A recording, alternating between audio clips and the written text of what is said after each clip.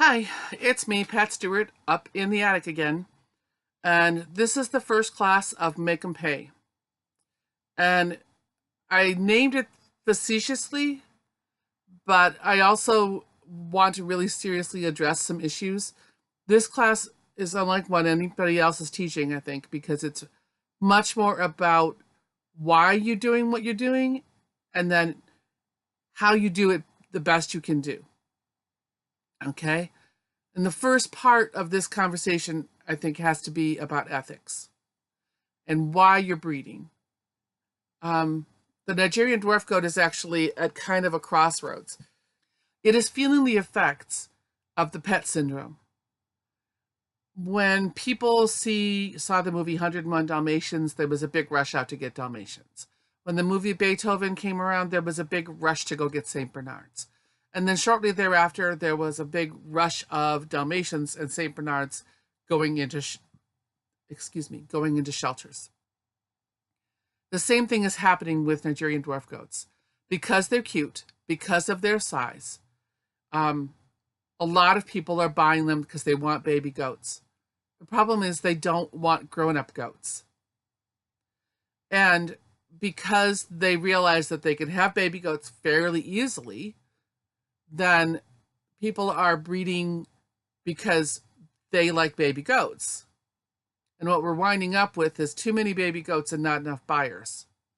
And too many of the people who are breeding the baby goats are breeding them for the wrong reasons. I consider myself to be a farmer who happens to breed Nigerian dwarf goats. For me, these are part of my farm livestock. They are livestock. They are not pets to me, although I love them. And all of my goats all have their own names. And they all have their maximum level of care. I don't bring them into the house with me. I don't spend a lot of time in the pasture cuddling with them because as a farmer, I've got other things to do. They are not my pets. They do wonderful things. I very much enjoy their company. But I don't want people to have goats only because they think they're cute and cuddly. Because the reality is that sometimes goats eat things you don't want them to eat. And sometimes goats get into trouble because they're smarter than you think they are. And sometimes goats get sick and there's not enough veterinary care. And sometimes goats require time that people don't want to give them. I recently saw a post on social media that asked, I forgot to milk my goats for the last 3 days. Is that a problem? Yeah, that's a problem. If you have goats in milk and you can't remember to milk them at least once a day, then you should not have goats in milk. Get yourself some wethers. They're not pets you can put up on a shelf. They have cycles, they have needs, they have demands. And the average lifespan of a goat herd in general, when I started 20 years ago, was 3 years, because that was about as long as most people could go without a vacation. Because if you have milking goats, you are tied. You cannot go on vacation the way you'd like to, unless you can afford to find somebody to be your pet sitter, to come in and milk those goats twice a day, or at least feed the goats twice a day. You can't give a goat a bale of hay and all the grain for the weekend and expect that it's going to ration its food out, because it's not. It's going to eat what's available. If it's hay, it will probably be fine. If it's grain, it could very well give itself bloat.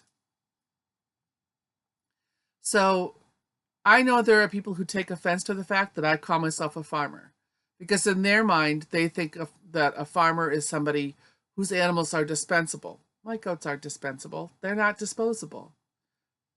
But they are part of what gives my family its food, through the milk, through the ice cream, through the yogurt, through the cheese.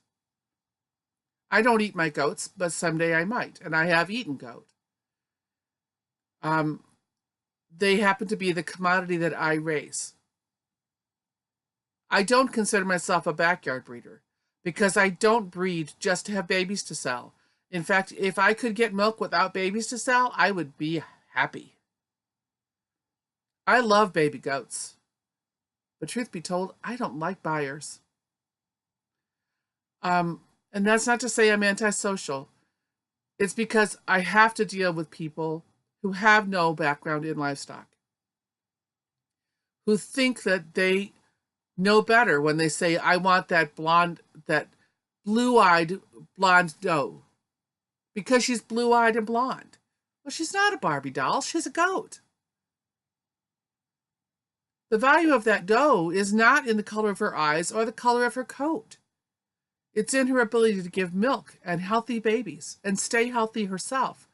That's what a goat is bred for.